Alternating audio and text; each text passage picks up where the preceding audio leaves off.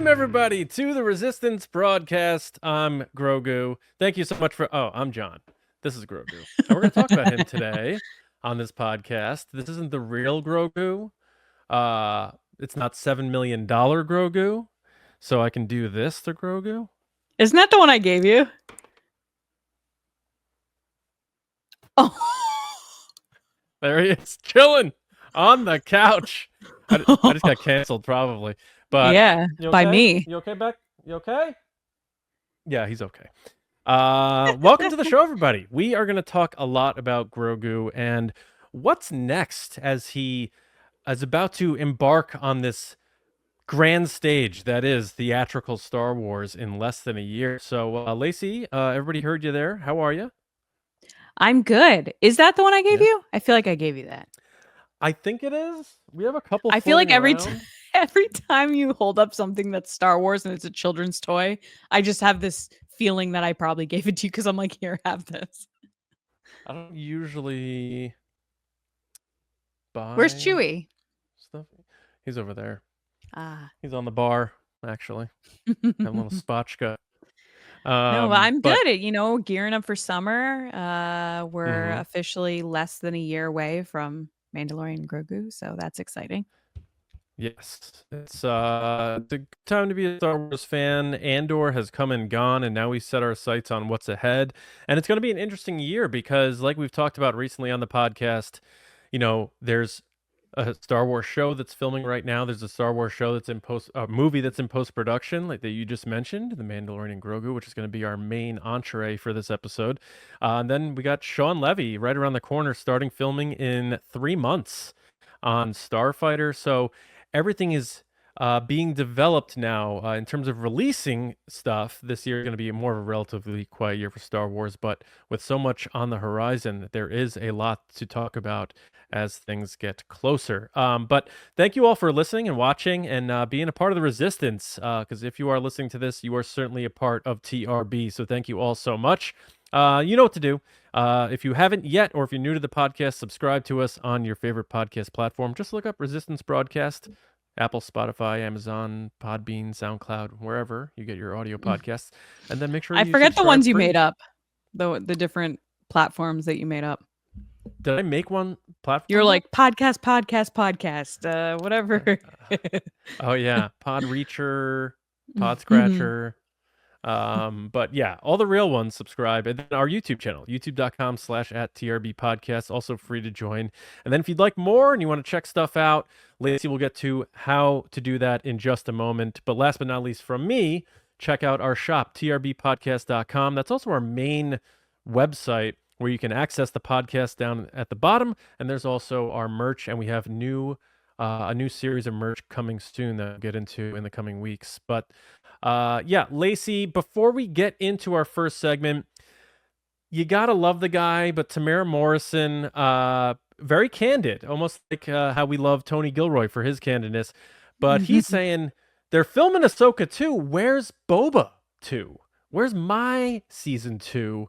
And Tamara Morrison, not shy to say and call out Dave and John, being Dave Filoni and Jon Favreau, put me in as Rex. I'll take the helmet off. I'll do whatever. Get me in there. And he's always, from what I understand, and people that we know from TRB or are peers of ours, anyone who's met Tamara Morrison, have you met him? I don't know that you have, right?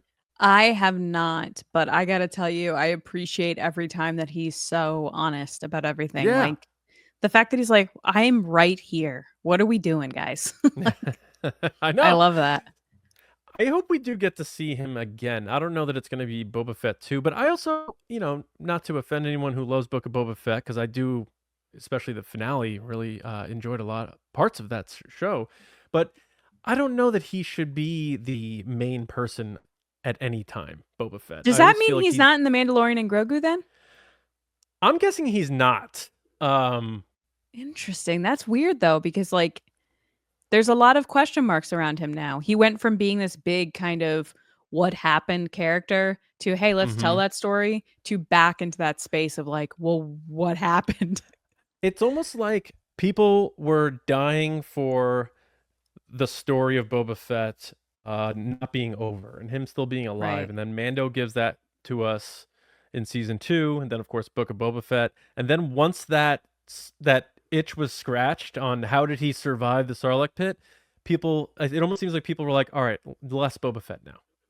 Less Boba Fett. We got what we wanted. We got the juice. Less Boba Fett now. And maybe he'll pop up more the way we know Boba Fett, which is in short bursts, but always very memorable. So we'll see. I do hope he comes back in varying capacities because Tim Morrison seems to be one of the fan favorites and more likable and honest members of the Star Wars pantheon of cast members. But we do have a pretty stacked show. Like we said, we're going to talk about Grogu and the higher stakes and what that means for Disney and Lucasfilm for the movie later. But first, Lacey, it's time for our first catch of the day. I fear nothing, for all is as the Force wills it. So you guys heard that right. Will of the Force is back. And like John said at the top of the show, there are lots of ways you can support us. He went through a bunch of them, from social media to leaving us reviews, supporting us on audio platforms or YouTube, of course. But if you want to do more than that, and you want to support what we're doing here, be a part of our community even further than just listening to the shows, you can head over to patreon.com/TRB podcasts, where our community is. Like, everybody's there to talk about Star Wars and more. Now that we have Nerdy and Nice, you guys have helped us grow to that podcast as well outside of Star Wars. But you have access to an exclusive Discord server, upcoming exclusive merchandise just for patrons, and much, much more, including watch-alongs, which we're about to do one next week for Indiana Jones. I haven't seen Temple of Doom, so that's the next one that we're doing. We're finalizing date and time next week. We'll let you guys know. But right now, like, that's the next one. And that's exciting. And they're always a good time to just hang out with everything going on in the world, to just enjoy ourselves and be together. So one of the ways you can contribute to the show through Patreon is with Will of the Force, where you guys submit questions and then you get a shout out on the show and we answer your question and discuss. So kicking it off, we have Commander Stephen Bowman. Hey man, what's up? He asks, will any of Patty Jenkins' Rogue Squadron ideas be incorporated into Starfighter? Both seem similar in time period and concept. John, what do you think? Hey, Steven. How are you? Good to hear from you, man. He's so Yeah, for sure. I don't think so. I can't imagine Sean Levy pitching something, having it greenlit, and thinking then that Disney or Lucasfilm are like, but you got to use this stuff from this movie that didn't really come together. That doesn't really click with me. And I don't think Sean Levy would borrow in that way, especially, coming off the heels of a directing and writing a billion-dollar movie for Disney with Deadpool and Wolverine. So I don't think I see what you mean, because the time frame and Starfighter, Rogue Squadron, there could be definite connections there. We talked about Poe Dameron potentially being in Starfighter as a possibility, but for some reason I don't think they're going to. And even if you just want one reason, like pointing at the optics of it, because then it's, oh, wasn't that movie that they didn't make? So they're going to put that in this new movie. Like, I just don't think, none of that points to it being something that makes sense to me. It is a really good question, though, because a lot of those things can certainly connect if you look at it one way. interesting. Not to be annoying, but I'm going to kick off this segment saying I don't agree.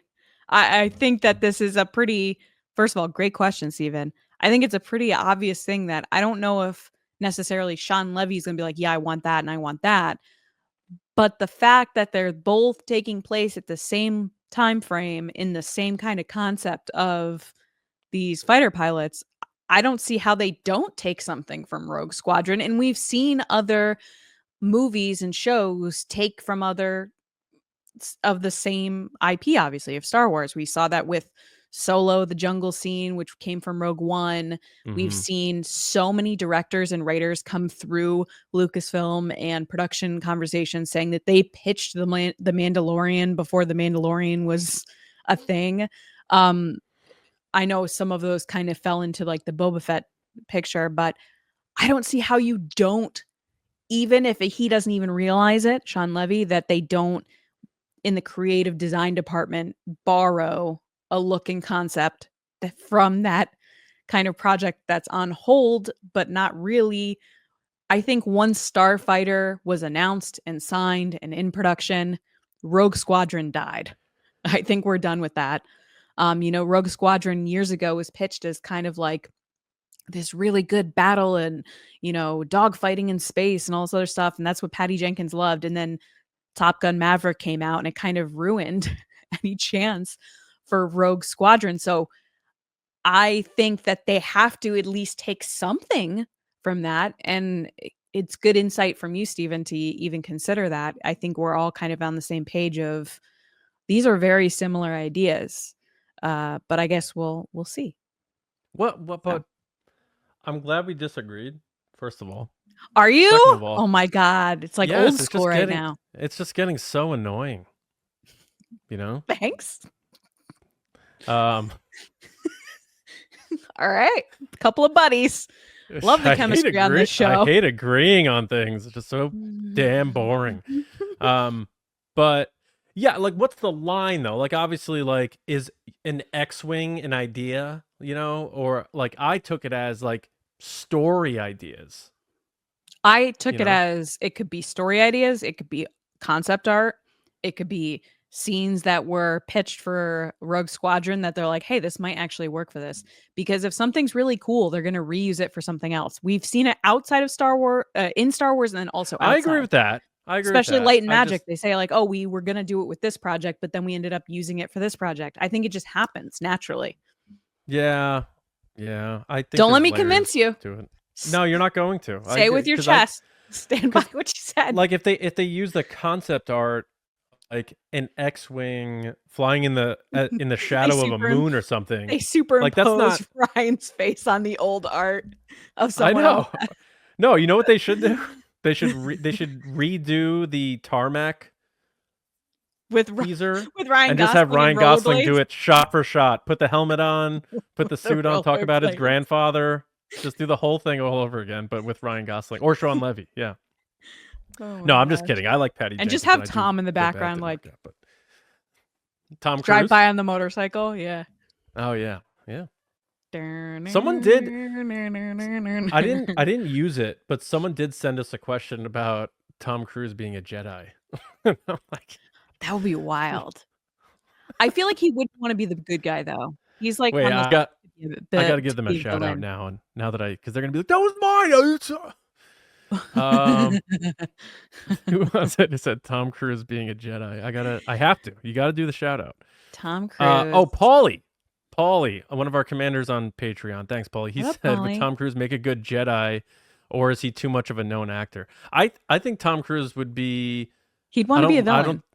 I wouldn't like Tom Cruise as a Jedi. I don't think. What did we were just talking about this, or I saw a story about it, where Tom Cruise came in to play a villain in a movie, or wanted to be a villain, and then they said no to him.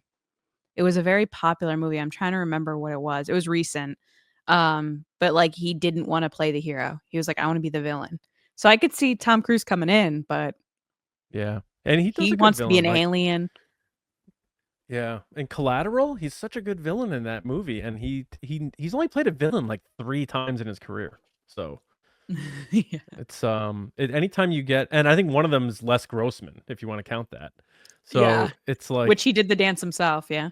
So anytime you hear the idea of Tom Cruise playing a villain, it is interesting. So completely random. Yeah. Tom Cruise is one of those people that every time I see that clip of like the high time of the MTV Movie Awards where Ben Stiller played his stunt double, I always have to watch the clip, and it always makes me laugh. Do you know what I'm talking about? Yeah, when Tom Cruise had, he's like, finishing each other's sentences. Yeah, I remember when that came out because I saw Mission Impossible 2 in theaters, and it's not good. It's not a good movie. No, it's not that great. J.J. Abrams like saved that franchise, by the way. So respect to J.J. Abrams. But I do remember when that whole skit came out on the MTV Movie Awards and thinking it was just so funny because Ben Stiller was like he was still really popular. And I know that's crazy to say now because Severance and all that, but I'm talking about as an actor, like Ben Stiller, Yeah. everybody wanted Ben Stiller and everything around 2000. Meet the So that Fockers, was yeah. just that was such a funny skit. A huge tangent for us here on Will the Force, but I it had know. to be talked about. Yeah. Speaking of Ben Stiller, the other day he did come up on my TV for Dodgeball, and I thought the same thing you just thought. I was like, this man, and it was the end where he's like really fat and he's like, oh, whatever. I was like, this is the same guy that's behind Severance, which might be the one of the best television, like serious television sci-fi shows ever to exist. And this Yeah. guy, who's the fat suit eating chicken on his couch guy, is the same. Look at like that guy. I know. Nobody makes me bleed my own blood. But look at Jordan Peele. Like if you watch Key and Peele and you don't know anything about his passions or anything, would you know that he's like the next great, like the next Alfred Hitchcock? Like it's just wild how maybe what gets these people popular isn't necessarily what they were always passionate about. People with great humor are terrifying and really good to get can get serious in a hot second.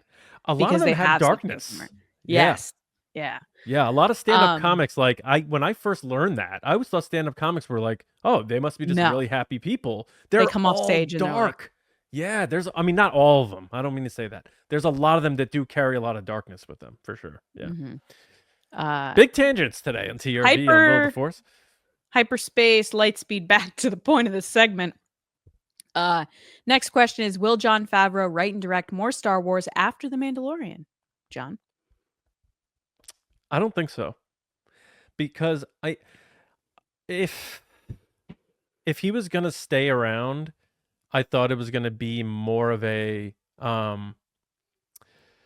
overseer in a way. It just seems like now if they are going to be moving to Filoni and Carrie Beck, once the Mando story is told, I don't know that Jon Favreau is going to want to start over again with something else.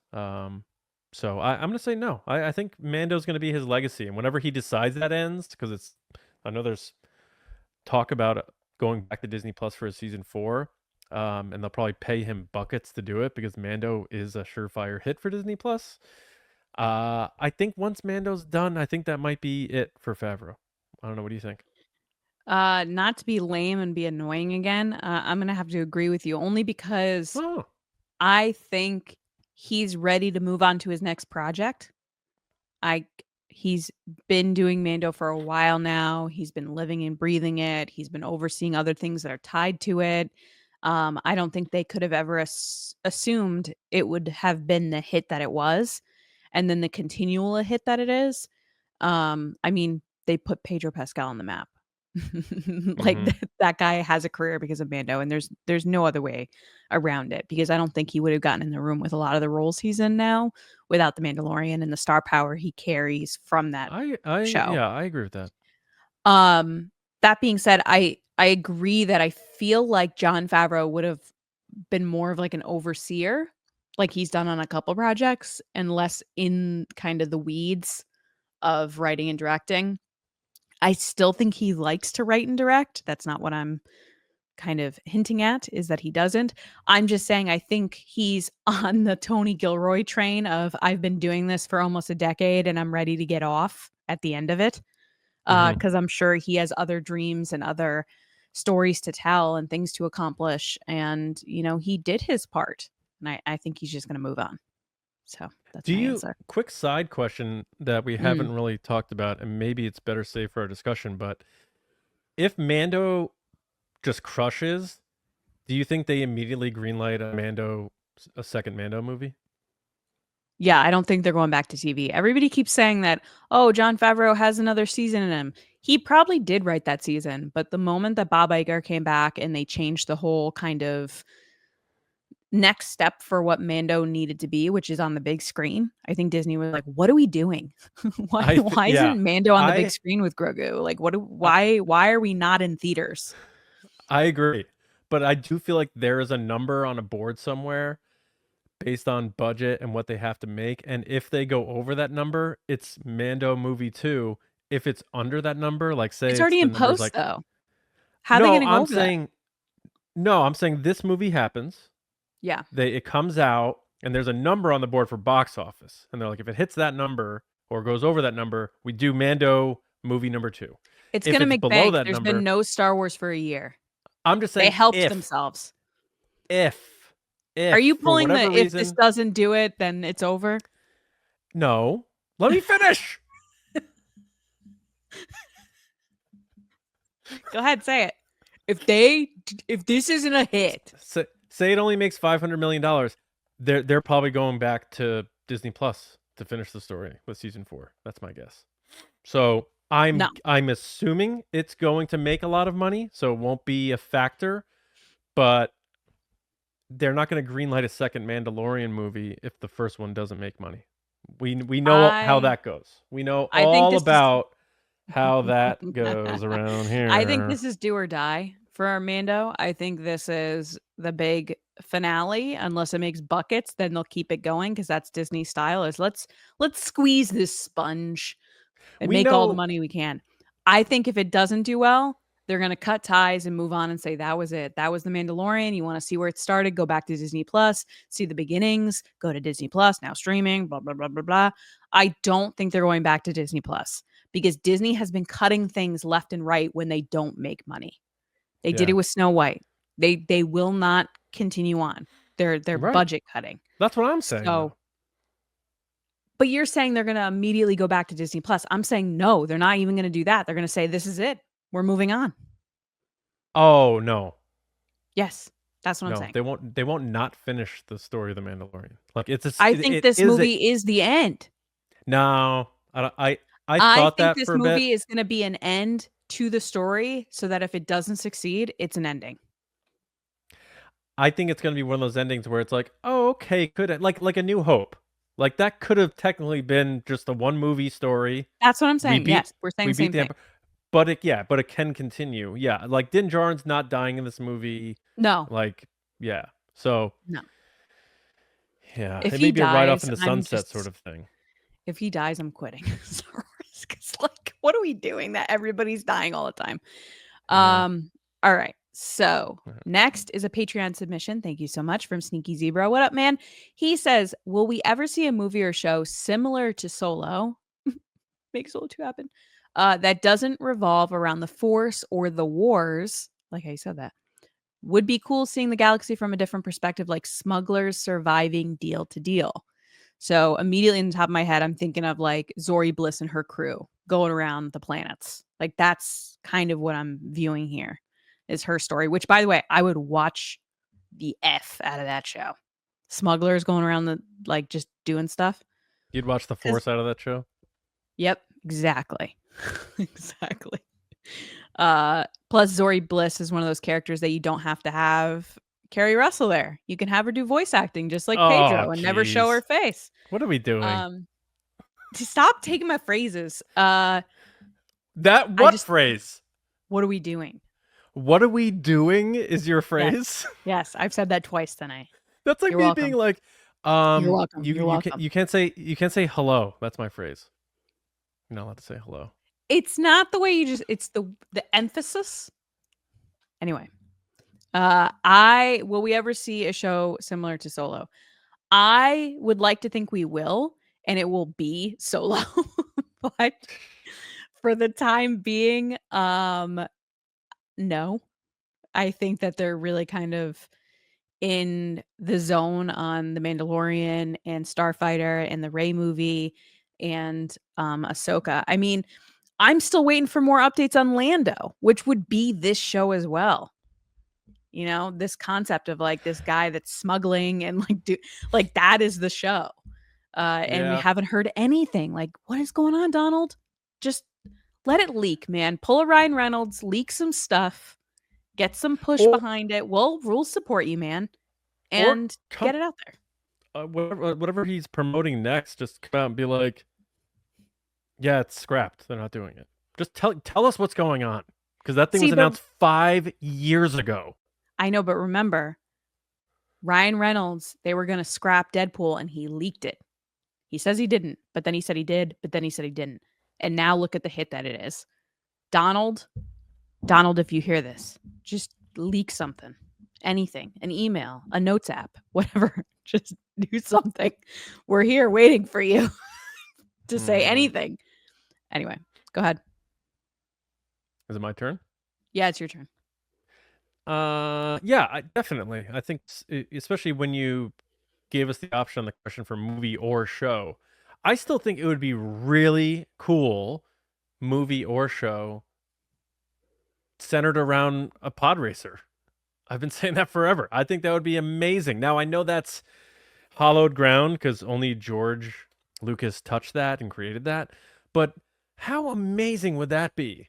Think about like especially like racing in movies seems to be getting more and more popular with F1 coming out now. And I think they're making another Days of Thunder now. Like a pod racing show with high stakes and gambling, and there's Underworld in there. You got Tatooine, you got Malice there. Like, you don't need the Force or the Wars for that. Like, the pod race in Star Wars, it fit the Phantom Menace because the fate rested on the boy winning the race and whether he could be freed and all that stuff. But aside from what the outcome was going to achieve, the pod race is in its own little right in the middle of the movie bubble. And Darth Maul are the two best parts of that movie. Huh? Darth Maul's battle at the end and the pod racing are the two best parts of the Phantom Menace. Yeah, and I love the Phantom Menace front to back. But too. I agree. Yeah, I think pod racing would be amazing. So I do, Gary, think that at some point we will get something like that. It's just maybe a little ways off. All right. Well, I'm going to stay with you, John, for you to answer first with the next question, which is, who will compose the music for Sean Levy's upcoming Star Wars movie, Starfighter? And I'm assuming that we're both assuming John Williams will not be doing it. He is what, 94, 95, 93? 95. 95. Maybe he'll write a theme for it, or maybe there's something on hold, but we're talking overall composer for the movie. Thoughts? So this is very interesting because there's a lot of ways he can go with this.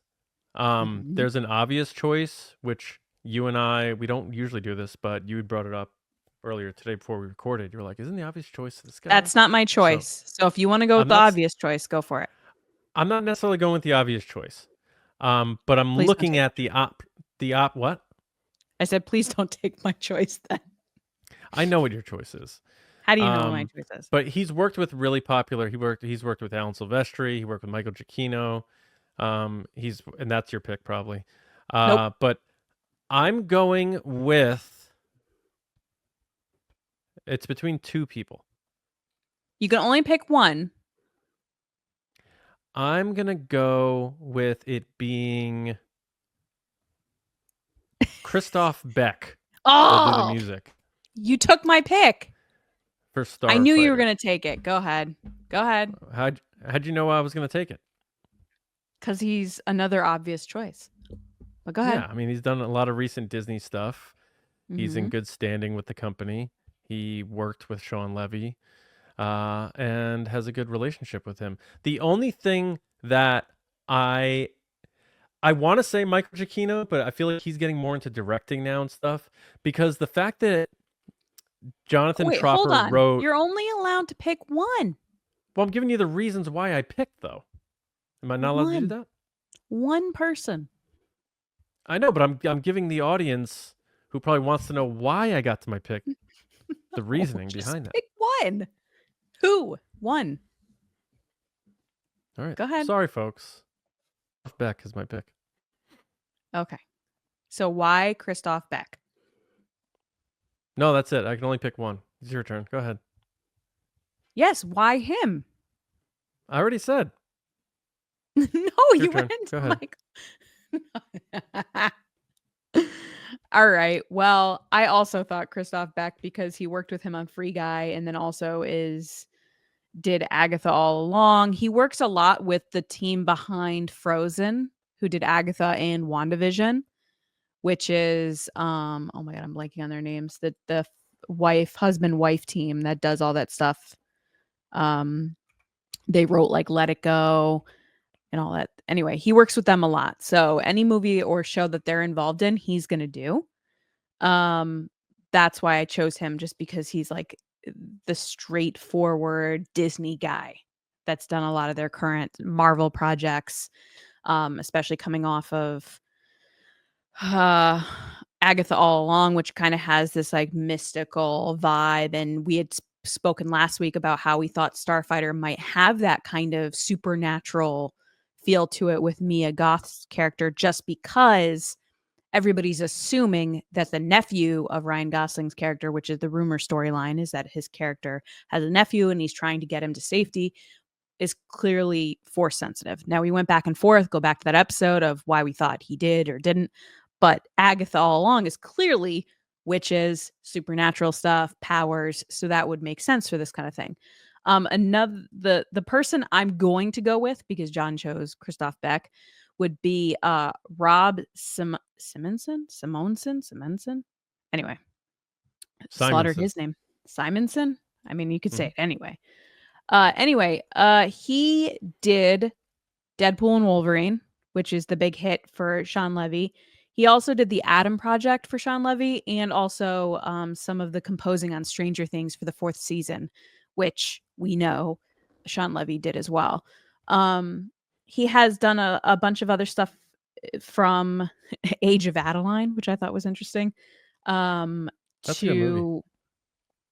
That movie's all right. It's all right. He also did It Ends With Us, so I guess he's tied to Blake Lively a lot. He did do Ghostbusters Afterlife, so he has a good kind of track record of doing kind of more indie stuff, but then also these big kind of budget films, obviously like Deadpool and Wolverine and the Adam Project. And he did Two is a Family. So then there's like the family orientation with like someone with a kid from the Adam Project to a couple of the other movies, which makes sense because if Ryan Gosling's character is mentoring or taking care of a younger character, if he has that kind of ability to portray those emotions on screen through his music, then that seems like a good fit if they're keeping that dynamic with this film, which we learned from Mick that he was, I asked like, how do you make it feel like it's in space? And he's like, it's not how do you feel in space, it's how does that character feel in space. So I'm sure if this guy knows the feelings that he's touched on before with similar family dynamics, that it would also translate into this film. So we'll see. I think those are the two obvious choices just because they're of recency with Sean Levy projects, and also they're both of their connections with Disney and Marvel and Lucasfilm and etc. Yeah, he just he did the music for Elio, which is coming out. Yes, he did, weekend, which is just about to come out. Yeah, so he seems like two great choices. He's the Vegas pick probably because Deadpool Wolverine just came out, made $1 billion. Yes. So it'll be one of those two guys probably. It really depends on the vibe they're going for, I guess, because Christoph Beck is more of kind of that whimsical, mystical vibe, whereas I feel like Rob is more of the straightforward, superhero, action-packed, but then also a little bit of family dynamics. We'll see. But yeah, I didn't mean to give you a hard time. I was just joking around. No, it's fine. All right. That's it for Will of the Force, right? Yeah, ready to discuss some Grogu? Let's hop in. Obi-Wan once thought as you do. All right, we've talked about it endlessly on this podcast, and it is well known that Grogu, as some people still call him Baby Yoda, has transcended Star Wars, becoming a globally recognizable character beyond the greater fandom of a galaxy far, far away. Disney and Lucasfilm are banking on audiences of all ages showing up to see Baby Yoda on the big screen. But what can we expect from our little fan favorite in his theatrical debut? More of the same things that made fans fall in love, or will we see a significant change and growth from the character on the biggest stage? And what will that tell us about Grogu's future in Star Wars? So I know we already touched on Mando a bit and the movie and our thoughts on maybe where they're going with it, Lacey. So that's a nice warm up to this. I mean, it is go time for Grogu. And, you and I have said like they got to hammer home the marketing of this thing. And, that's a whole element of it. But in terms of inside the story itself with Grogu, canon, where they're going with this character, I thought of this because I know we did an episode like 4 years ago about, and this was only after 2 seasons of The Mandalorian, and our whole discussion was about like Grogu's long-term future in Star Wars, and that was before this movie was announced or anything like that. So here we are, almost half a decade later. There's a clear picture being painted. Obviously, his name is in the marquee of this movie. He's this big, giant selling point that reaches the wide net of everybody beyond diehard Star Wars fans. So I think what made me want to talk about this is that it's time for Grogu to take the next step. He needs to talk. He needs to do more and become more of a grown-up adult or Grogu, like a teenager Grogu, whatever you want to call it. And like, yes, he's 50 years old, but for his species, he's still in infancy in a way. I think they need to find that balance, and Favreau is very good at being tuned into that, of giving people what's familiar with Grogu, because people are going to want to see what they know him for, but also boosting that character up to the next level, which is maybe more understanding of the Force and how he uses the Force. But number one for me is time to start chatting, little man, and not through a bounty hunter droid, and not through coups, and not through telepathy with Ahsoka. We need to get some words out of this guy, and I hope they don't save it for like the last line of the movie or anything like that. I hope they rip the Band-Aid off right at the beginning, and all of a sudden he just starts talking. But from the footage we saw, haven't heard anything from the stuff we saw at Celebration. But what are your thoughts on Grogu heading into this movie? What are you looking for out of Grogu? Are you looking for more of the same, just maybe more elevated on the big screen? Or do you agree with me and need to see him take that next step in his character's evolution? Because I think you and I both feel that the ride might end for Mando at some point, but not Grogu. Yeah, I think we've gotten to a point that like the cooing and the goo goo stuff, it was cute. It's fine. I still think it's cute. But I want to see what's next. We know that he can talk in some way because he communicated with Ahsoka in a way that she fully understood what he was going through. And I think we've kind of discussed it before, where he might be a little underdeveloped in his speech because of the trauma that he's been through with Order 66 and being captured and kind of smuggled around. I'm hoping that we do see him talk in this movie. And like you said, the footage doesn't show him talking, but that doesn't mean that he doesn't. They were just doing kind of a montage highlight of him in battle and swimming. Right. I would love to see more, obviously, practical effects and puppetry over CG stuff, which I'm sure they're going to break out the CG here and there for the big screen. But I really hope a lot of it is puppetry, because I think that that's what's connected a lot of people to this character and made him even cuter, is that he's not perfect. And you can tell that it's a puppet. But I'm hoping that when we meet up with our favorite duo, that it's been a little bit of time, which I think it has been, because the Sigourney Weaver character, she said, which by the way, we're supposed to get her name. I wish we did have her name. She's sitting there and she's like, this was very messy, which makes me seem like they've been on several missions enough that she knows who they are. Yeah. And this isn't a first mission. This is like, oh my God, once again, you're causing problems, because we know Carson Teva kind of hooked them up into this whole group of pilots and helping the New Republic. So I'm assuming it's going to be this weird transition of, oh, I used to be a smuggler, so I have ways I do things. No, I have to follow the law now with the New Right. Republic and get the job done in a way that's cleaner. And they've obviously are being a bit more on the messy side. So that conversation alone makes it seem like she clearly knows them well enough to sit down at a bar and like grab the candy dish from Grogu tells me this isn't their first trip. Yeah. And I like that though, I'm really because me too. I need some time. Like I feel like everything in Star Wars has been so back to back to back to back with these stories that there is no time to breathe. So while I'm dreading the fact that there's no real new Star Wars for a year until this movie comes out, I'm actually also pumped that we'll get more teases and hints of what's to come and like tidbits and get time to think about what's coming next. yeah, it'll also be that magic 3-year number that worked for the other trilogies in terms of release time, because May 2023 is when Mando season 3 finished up, and then we have May 2026. They're back. And the last thing, correct me if I'm wrong, because there were some elements of season 3 that I forgot. Like I remember I had this whole brain fart that they destroyed the Darksaber. They But did, yeah. the last thing Grogu did was suspending the fire so they could escape, right? Wasn't that the last thing we saw him Yep, do at the protecting end? them with like a shield. Yeah. So like Favreau doesn't do things and then say, "Oh, I'm glad I did that." Like he was already saying he was writing the next stuff when they were making season 3.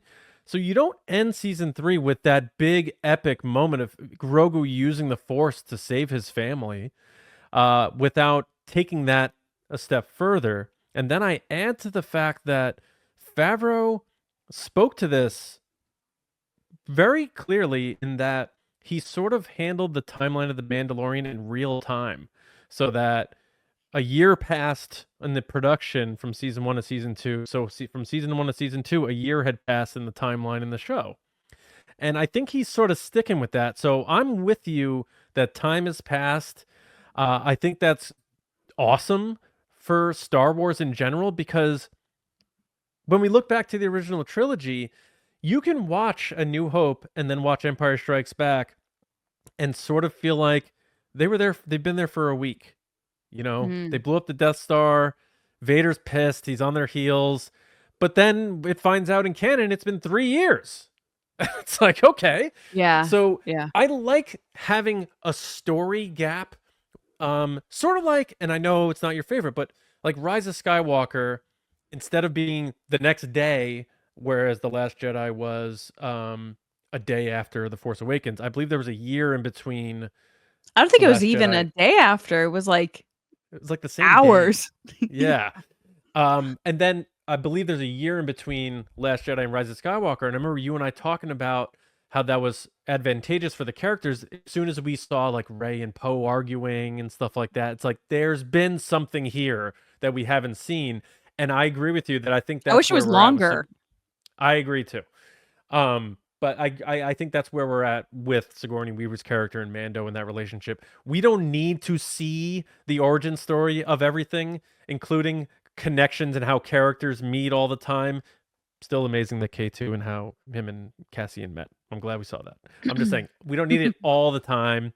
And I like the fact that we'll just sort of pick up right where they are and understand that dynamic based on that diner table conversation or whatever. You can easily pick things up like that. Like in Return of the Jedi, when Vader says, "The Emperor is not as forgiving as I am." That's all we need to know about Emperor Palpatine. Set the stage in 3 seconds. Excellent writing. Lawrence Kasdan, you genius. So I'm totally with you in enjoying that there is something there. There's a gap there that can be filled with other things later, a video game, book, comics, whatever, animated, who knows. But I think this allows Favreau to maybe stretch the dough out a little and add characters without needing to explain how they got into the story. I think that's really smart, and I think that's probably what he's doing here. And what does that mean for Grogu, though? So we've seen him progress each season of The Mandalorian and get more powerful. He was with Luke, with Boba Fett, Book of Boba Fett, learns the Force more. We end with season 3 with him doing this big, dramatic, grand, heroic move for his friends. Where are his powers 3 years later? I think Luke's out of the picture at this point. So is he learning it on his own? That is intriguing to me, but I know for just what I believe is we're going to see Grogu doing some even wilder stuff with the Force in this movie. And my guess would be in the climax of the movie, he's going to do something pretty epic to drop our jaws so that when we walk out of the theater, we feel like how we felt when we saw Yoda fighting Count Dooku with a lightsaber in Attack of the Clones. Yeah, it has to happen because you have to top everything that he's done prior. You have to top that initial moment, which to me is still one of my top Star Wars moments ever when they first meet and touch fingers. You have to top that moment in this movie. People have already set up this expectation if they know who Baby Yoda is or Grogu. And I love that we're back to saying Baby Yoda just because Pedro's also been saying it to the general Yeah. audiences, like Baby Yoda. That he has to do something epic. But I think there's also a piece here that you can't lose what made The Mandalorian so cool. And there's a little bit of nervousness that they'll like make him the overall hero when I think he still needs to have that edge of he doesn't fit into the box of perfect hero. He's not. He goes on instinct, he goes on experience, he makes mistakes. He beats himself up that first season. Like he gets constantly hurt before he figures it out. So I think there's going to be a bit of conflict between the Mandalorian and who they want him to be because I think he's gotten a little soft, understandably, because he has this adorable baby with him all the time. But I think that's going to come to he's going to have a couple moments in this movie where it's like, oh, I have to go back to what I'm good at, which is just I'm taking people out. Like I'm fighting everyone. And the kid can handle himself. Yeah, that's true. Less babysitting. I hope they don't get split up in the movie. I know there's always a big chance of that. There's a lot of tropes of, oh, he can get kidnapped again, or they I get into a hope fight not. and they go separate ways, like R2 and C-3PO on Tatooine. But I hope they stick together. I hope it's not a rift between them. They are a unit. It's called the Mandalorian and Grogu. I think any of the trials and tribulations of them being separated, finding each other again, that story's been told. Now they're together till the end, in my heart. So that's how I'm going into this movie. I hope the rifts and the conflicts are external beyond their clan of two. You know what I mean? I don't Yeah, need I to see think the them. movie. Yeah, I think the movie title is basically telling not just general audiences, but people within the story that it's kind of turned into the legend of the Mandalorian and this other creature. And you're going to hear that a lot in this movie. It's like, oh, it's you, the Mhm. Mandalorian and the creature, And back to formula, because we've talked about it a lot, and I feel like I'm repeating myself a little too much lately. But season 3 was a little cluttered, and I think Favreau recognizes that, and maybe too many action figures were thrown into the play It was day a that lot of day. lore, and Yeah, that automatically, I think, takes general audiences out because it gets a little too nerdy. And that's not just Star Wars. I think with anything, whether it be Marvel, Batman, uh, supernatural stuff, if you get too much into like the characters and the lore of things, Doctor Who, Lord of the Rings, like people just tend to be like, okay, this is too much. Like I have no idea what's yeah, going on. yeah. I don't have that many standout memories of Din Djarin in Mando season 3 the way I have standout memories of him in season 1 and 2, and I feel like he got a little lost in the sauce, and I think this The yes movie, button is really all I think about, and the Anzellans.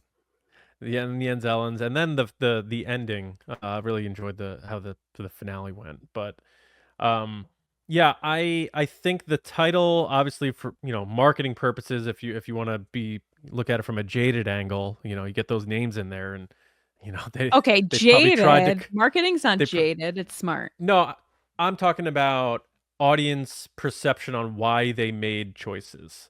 Oh, yeah. Because then there's the non-jaded answer, which is the narrative answer, which is it's called the Mandalorian and Grogu because we want to let people know that we're going back to formula, which is it started with these two, you fell in love with these two, we're putting our focus back on these two. So I don't know what I that think means it's for a like marketing choice. Bo-Katan and the other Mandalorians and all this other stuff that they got involved with. I think putting the focus back to the two of them is what they're doing, and so uh, I think what that means then for Grogu is that You can't repeat what they've been doing. So again, they're not going to split them up. He's not going to go through this like fork in the road where he has to make a choice. Those have all been made. He made those choices. He went back to Din, his dad. Mm. But at the same time, he's learned enough from Luke, tapped into what he already probably learned when he was younger, that he sort of like put in that dark cloud in his mind during the pre-order 66 time, and he's piecing those little puzzle pieces together and connecting those dots, and we're going to see that evolve. And it doesn't need to have Luke Skywalker show up again or train him again or anything like that. He can learn it on his own pace because he has a pretty badass partner who's taking care of business with him. So I think we will see him still stumble, and he'll probably have one of those moments in the movie where we get a little worried because he uses the Force a lot and like passes out, but it becomes like more dire this time because he uses more Force. But as long as he's okay, I guess what I'm saying is we're going to see something pretty magical from Grogu that we haven't seen yet. You know, we've seen him put the Rancor to sleep. That was really awesome. We saw him with the fire. We saw him heal people. But I think now we're about to see something on a pretty grand scale in this movie that, again, is going to wow us and have us walking out of the theater remembering that moment. Because he's part of the legacy of Yoda. Like, that's Yeah. why people call him Baby Yoda. Right. So you Yeah. can't go into a movie setting and not have him do something like lifting an X-wing out of water or something over the top crazy when Yoda's already set the stage that that species is very tied into the Force. And I think it's a Mhm. nice tribute to George Lucas as well to have this character that he seemingly is connected with from what we see behind the scenes. Uh, that they'd want that kind of species to be known as this all-powerful Jedi species. There's a reason why they chose this character, this creature, over anything else. Mhm. It could have been a human, it could have been an Ewok, it could have been, but they chose this species in particular on purpose, and it's because there is that recognition that Yoda's powerful, he's a master, also it's adorable, but like, you know, it's cute. So I think going back to what you said about the title, I think it is a marketing thing over story, unfortunately, not to downplay the title of, hey, this makes sense to the characters. Because we as collective Star Wars fans and then the general population, including my own parents, still call it Baby Yoda. So I think they're trying to push really hard that, hey guys, this is Grogu. This isn't Baby Yoda. Grogu. His Mhm. name is Grogu. He's in the title. Grogu. That's who that is. It's him and Grogu. Um, so they're trying to push people away from calling it Baby Yoda. And that's why Yeah. that the movie's titled that. Because I've seen a lot of takes online being like, it's a stupid title. Why would they call it that? Because people are still calling it Baby Yoda. They're trying to get that out of people's, you know, vocabulary. And they're trying to be Yeah. straightforward of what the movie is because they've Yep. tried to be cutesy sometimes with titles and you know, branding a Star Wars story. They don't want to put Star Wars story on this. They want you to just know what it is. So that's the Yeah. point. Yeah, I agree. Yeah. And the other thing that I don't know if they're going to go in this direction or not, but it seems like Grogu's use of the Force has evolved in a way where, like, remember in season 1, the second episode where he first like really uses the Force and helps Din kill that beast, Mm-hmm. the mud, what was that, Mudhorn? Mudhorn. All right, still got it. Which you find out it's a mom and you feel really bad. She was just protecting her Exactly. kids. So yeah, that's Yeah. my point. So he helps him kill that thing by suspending it, but then later, instead of killing the Rancor, he puts it to sleep, and like he learned something from Luke, and he's evolved in his use of the Force and stuff like that. And I just wonder what, like, where that has evolved to as well. Like, is he going to have to get to a point where he has to do something of violence with the Force? Like, he doesn't have to live by any, there's no Jedi Council or Jedi Academy or Jedi Code really anymore. He learned what he learned from Luke, and he could still adapt and make it his own version of how he uses the Force, because let's not forget, he's spending all of his waking hours being raised by a Mandalorian who has their own way of Yeah. doing things. So I think Grogu's use of the Force is going to be something that I'm going to really keep an eye on in the Mandalorian and Grogu in terms of how it We've already seen evolves. that though. He's choked people and stuff where they're like, no, no. Yeah, right. So I don't think they're gonna he's gonna flirt with the dark side or anything like that. I don't think we have to worry about anything like that. I hope I think not. it's just gonna be a matter of understanding, how he's becoming this sort of like little hybrid Mando Jedi. It's almost like what they're doing with Sabine, but backwards. Because like Sabine was Mando, and then they're like, all right, you're gonna maybe become a Jedi now, and now Grogu's like, well, you were training to become a Jedi, but now you're gonna be a Mandalorian. They What do you think just about that? tag team. They're like parent trapped. They switch places. Now, has he? Did I make this up? And maybe to close out for fun, was it fan art or did they actually show something showing he's gonna have like little like Mando armor? I mean, in season 3, he has the Mandalorian like signet thing that they make him. And he has his little The armorer makes for him. Yeah. You are a Mandalorian now. But are they gonna give him a little helmet though? Does he have a helmet in season 3? I can't remember. I gotta go back and watch everything before the movie, but I got a year to do it, guys. So I just don't think they want to cover his face or his head. they're not gonna cover his face, but he's been wearing that like chainmail stuff that Luke had, and then he had the big kind of chest plate. That's what they made for him. They didn't make him a helmet. Oh, we didn't even talk about it. Did he take Yoda's lightsaber? We don't know. He's gonna use a lightsaber. That's what it is. I think he's gonna use a lightsaber. Grogu's 150% using a lightsaber in the climax of The Mandalorian and Grogu. That's gonna. You won't see it the whole movie, and all of a sudden he'll just pull it out and turn it on. Yeah. Yep. And then Rob Coleman will get his Yoda moment in mini form. Yeah. Yeah, exactly. Rob Coleman's coming back in to make this happen. Oh, sign me up. But yeah, that's all I got on that. As we learn more, obviously we can touch back on it. But did you have any closing thoughts on the growth and evolution of Grogu in The Mandalorian and Grogu? Not really, but I do want to get into our next segment because it's my favorite. All right. Last thing, you don't think there's gonna be like a little Grogu girlfriend in the movie, right? No. All right. But what if they're enemies? I wouldn't first mind Mando having some love with Bo-Katan. I've said that before. Bo-Katan? It was there. It was there. They had their chance. Moment passed. I know, but the actors, behind the scenes people saying that they kissed. It's like, I want it to happen. It's more like no Katan, in my opinion. I know, but that whole speech that he gives where he's like, I will follow you. I was like, oh my God, of course you will. But then he's like by himself in his little house, which would probably cost like $800,000 here in the US at this point. His one-room bungalow. Yeah. No AC, he bought one of those $800,000. He bought one of those Amazon houses that you like fold up together. A 9% interest rate, even if you put half down. Anyway, let's get into some resistance transmissions.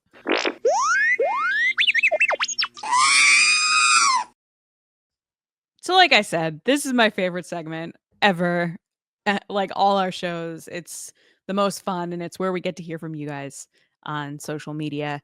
And the way it works is every week-ish, every once in a while, John puts something up on social media on Twitter X/Blue Sky, and it's a crazy, wacky situation or scenario, and you guys give your answers, and I don't know what it is or what you said, and I read them live. We see how it goes, and sometimes they're fun and meaningful. Sometimes they're sad. Sometimes they're ridiculous.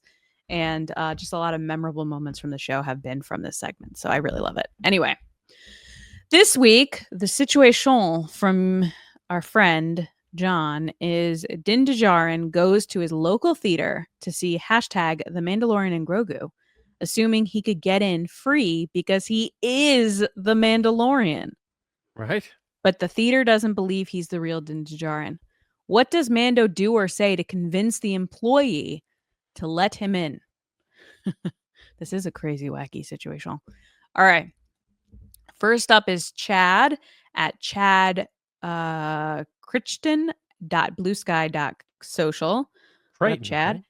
Like Mike Crichton? Oh, maybe. Kicking it off strong, getting your name wrong, Chad. Way to get your handle on Blue Sky, Chad. Chad says, number 1, stun all front entrance employees. Number 2, freeze them all in carbonite. Number 3, proceed to theater. It's a big actions in that first 2. It sounds so easy, Chad. I know. Next is Terry at terrymac.bluesky.social. What up, Terry? She said, bring out the big thing that made the world pay attention in the first place. Grogu. Grogu would be like, ready? I'm calling this now, people at home. They're going to do this. Disney is going to do this because they just did this with Stitch. They're going to have the Grogu puppet in the popcorn at the movie theater, eating the popcorn. Like, they've set this thing up to eat everything. So he's going to eat all the snacks and the popcorn and whatever. And then end up like that on my couch, just passed out. I know. That's what I look like when I've had popcorn. Fact. Next is Kendall. Kendallactic. Ooh. At Galactic Curator. What up, Kendall? He says, points to Grogu and says, where he goes, I go. But what if they said no to Grogu, Kendall? Then they're just like, okay, no to him too. Oh, Grogu just uses the Force. He just picks them up and throws them. Yeah. Mando Pirate at forever_Mando. By the way, these last 2 were on Twitter. What up? Says, just points to his blaster and says, this is the way. It's aggressive. Negotiations. Mando Pirate. It's kind of cool, though. It's like that Western swagger. Just you can't see. I had my hand below the screen. I was like, tap, basically, tap. Basically, Mando in the first episode ever of The Mandalorian when he walks into that bar. Yeah, he's like, what does he say? He's like, come with me or we're going to have to fight it or something. The guy's That's like, exactly get out what of here. it is. Yeah. John Favreau wrote that. You got to come with me or fight or something. It's a classic line of that first. Were you almost episode. saying a Terminator line? Come with me if you want to live. I don't think so. The funny thing about that is I know that line from Casper, not from Terminator, because he does a Terminator impression. Oh. To Christina Ricci, and goes, come with me if you want to live. Isn't the line just, I can bring you in warm or I'll bring you in cold? Yes. All right. Okay. That's why I said, John Favreau, come here or something. I'm going to fight you. That's the classic line. That's the line right there. And then it you just see goes, that door over there entering the bar that is very difficult to walk through because it'll cut you in half? just let's go that way. Right there. Come with me or something, or I'm gonna fight you. And then it goes woo woo woo woo title logo. That's it. Award winning. All right. Next is Aaron Gould at I am Aaron Gould. What up, Aaron? They said hands over $15. This is the pay. $15 movie? Where are you going? Not around here. No. Are they $15? Is this more expensive than that? I haven't been to the movies in forever. No, I think it's around there, right? Oh, well done, Aaron. Last but not least is Daryl at DC22957. Way to get your handle, Daryl. It was right there. Daryl, you a bot, Daryl. Theater Usher says, simple, just show your face. Oh, simple, just show us your face. And Ding goes, and then Bill Burr shoots them, and then they go into the movie theater. Perfect. I added the Bill Burr part, but thank you guys so much. Really appreciate it. If you want to support us and get a shout out on the show, follow us on social media, all channels at TRB Podcasts. Back to you, John. Hey, thanks everybody for listening to the show. We appreciate it very much.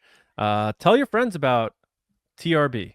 If you like Star Wars, you know it's summertime. You're going to go to the beach. You're going to see old friends, your summer friends. Everyone has those seasonal friends. Whoever you're hanging out with this seasonal summer. Friends? Yeah, I think people have seasonal friends. I think what there's are summer seasonal friends. There's, you know what I mean? Like there's some guys on my softball team I only see during softball season, you know? And Then we're friends, but... I would say you're friendly. No, we're friends. We're definitely friends. I never heard of seasonal friends. That's a new one for me. Are we Seinfeld? Seasonal friends? No, we're all seasons around here. 365. Yeah, and proof being the Nerdy and Nice, we're doing our 51st episode on Monday, and we've been around for a year with that show. So like, I think we missed like 1 week. So, Couple, yeah. yeah, but yeah, just tell your friends about TRB. If you like Star Wars and you know what's coming in Star Wars, tell your friends, spread the word. It means a lot to us, helps us grow, and share us on social media if you can. But however you support us, thank you all so much. We have so much fun doing this. I mean, personally, I had no sleep last night. I had a pretty rough day at work, and it was one of those days where I was like, oh, it's podcast night. I got to get the show notes and do the blah. And I was sort of dreading recording tonight. And it doesn't happen often, but it's just one of those off nights. And then, like, just doing this episode and Just talking being about here Star with Wars. me, talking Yeah. about Star Wars. Yeah, it's all just about you. hearing my Right. voice. Yep, that's it. Just really Nailed pulled it. him out of that stupor. That was it. Just Yep. Nailed it. It's like you read my mind, like Ahsoka and like Grogu. Grogu. But it does make me feel better to do this. So thank you everybody for sticking with us, being with us, or if you're new to TRB, thank you so much. Like Lacey said, TRB podcast on social media, and keep an eye out for more Resistance transmissions because that is always a fun way to end the show. And then the patrons. Lacey talked about it before. Your support means so much to us. It allows us to keep doing what we're doing and try to grow what we're doing here as well. I agree with Lacey that Nerdy and Nice would not exist without our Patreon support and what we're doing with TRB and what we've been able to do with TRB, including our trips to Lucasfilm and like getting out there and all that stuff, like impossible without your support. So thank you all, each and every one of you, so much. And a special shout out to our generals and spice runners on Patreon. Our generals, Carmelo, John Reese, Jetta Rosewater, Frank Grande, Chris Morales, Mike Memori, Brendan McLaughlin, Sneaky Zebra, Dave Hornack, Colin Cormier, Stephen Garrow, Sachi, and Darth Snips. And also, by the way, in our Discord, Lacey, John Reese posted his like OG TRB mug that he got like a while I back. saw. Yeah, he said still and going it strong. Still looks beautiful, still working, and it's always good to hear from General Beard. So thanks, buddy, and thank you to all of our generals and the Spice Runners: David Probus, Neil Shaw, who's been vacationing. It looks like. Have fun, Neil. Kendall Gellner, Andrew Staley, Jeremy Myers, the Fort Worthian, and Brian Smith. Thank you all, and however you support or listen to TRB, thank you all so much. And Lacey, I believe, has another shout out we need to give right now. Yeah, so we want to give a shout out to our friends at Amore and Scars. We met up with them at the virtual cantina party in Japan, and they gave us these sick Angry is the name of the t-shirt, but like Samurai Darth Vader t-shirts. And immediately people were like, oh my God, where can I get one? And they've been so awesome and supportive of the show. And they offered us a code. So if you head to Amor, AMOR and scars.com, you can get 10% off with code TRB 2025. Thank you guys so much for supporting TRB and giving us shirts. They're sick. I'll have to post a photo of it online. But it's just another example of how this kind of Star Wars community is so fabulous, and it was great to hang out with you. And they watched our sabacc game, the crazy hectic sabacc game. Yeah. But if you're interested in just talking about Star Wars or other things with me, including rom-coms, which are coming in high swing, really, I've seen all these like announcements of rom-coms, and just other cool stuff, you can head over to any social platform. I'm at Lacey Gillerin, and on TikTok, I'm at It's Lacey Gillerin. Right on. Yeah, and Red 5. Good to see you in Japan, buddy. Well, I'm sure we'll see you in LA. But yeah, for me, Johnny Hoey on Blue Sky and X, and my nostalgia movie podcast, Just Like the Movies, and always get nerdy with this one here, Lacey Gillerin, on Mondays on Nerdy and Nice. We got a cool episode that's going to be coming out on Monday, Nerdy and Nice. A lot of new Top Gun details and the risk of making that movie. So if you haven't checked out Nerdy and Nice yet, please check out our other podcast where we do this, but about all the other stuff in movies, TV, and pop culture that we nerd out about, including Superman, which is right around the corner. But that's it for us. Lacey and I will be back with you next week. We have heard the calls for a return to the Kessel Run, maybe, because Star Wars news has been a little quiet. You notice we didn't have too many news stories on this episode, but we still filled over an hour because we love Star Wars and we could talk about it endlessly.